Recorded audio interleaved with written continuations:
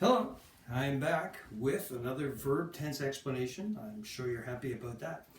So we covered the simple tenses, simple past, simple present, simple future, I talk, I talked, I will talk, or I'm going to talk. We talked about the progressive or continuous forms. I am talking, I was talking, I will be talking. Pretty basic. No, not pretty basic, but anyway. Today I'm going to try to tackle something that is probably the toughest verb tense to understand for a francophone. A francophone. Why? Because it doesn't really exist in French. What? How can a verb tense not exist? Well, hopefully you'll understand. This is what we call the perfect tense. Now, past perfect, future perfect, yeah, that exists in French. But the tough one is what we call the present perfect. Okay, so today we're going to talk about the present perfect. Again, if we come to our Betty Azar chart that you have in your Devoir Ressources section, we're talking about this thing right here, present perfect, and they have two explanations. Actually, there are four situations. Visually, we've got this.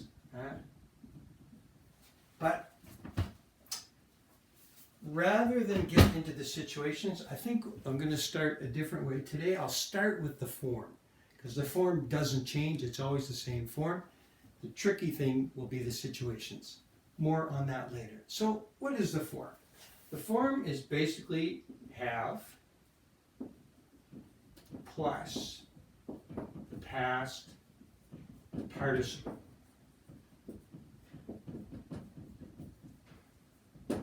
Have plus the past participle. And of course, if you see this connecting to another part of the verb, the auxiliary is have. H-A-V-E. Third person singular, has. What's the past participle? Well, the past participle, there are two possibilities. Either the ED form, just like the simple past. I walked, I have walked. Okay. I cry, I have cried. I cried, I have cried. Or it's the the third column of the irregular. Third column of the irregular verbs. Excuse my writing. For example, if you learn irregular verbs like go, went, gone. Gone is the past participle. I have gone. Eat, ate, eaten. Okay, ate is a simple past. Eaten, the third column, eat, ate, eaten, is the past participle. So I have eaten. So that's the form. Basically the present tense of have plus the past participle. And that's it. Okay? Now, where does it get tricky? Well, it's kind of abstract. What does that mean, Mr. Morgan? Well, one thing this could mean is you see it's in the past and it connects to the present. So it's what we could call on the Betty Azar chart, they call it the past time continues to the present. Okay? So the past continues to the present.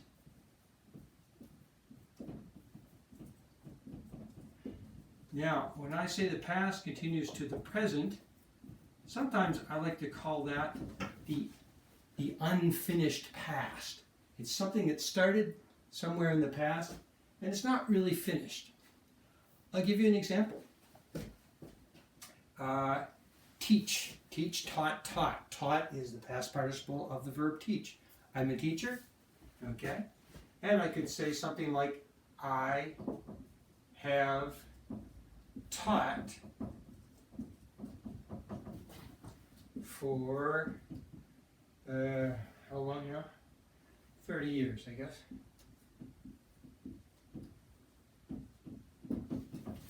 So wherever you have your auxiliary in the past participle taught.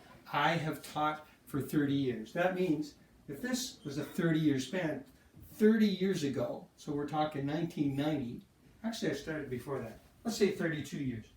I started in 1988. Okay, I have taught for 32 years. 1998, I started teaching at that point. Started, simple past, finished. I continued up until today. Now, what am I doing now? I'm still teaching.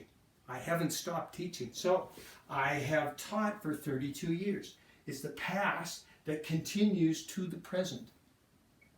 Now, in French, the equivalent would be, and you can't say j'ai enseigné 32 ans, because in French, if you say j'ai enseigné pendant 32 ans, that means you don't teach anymore.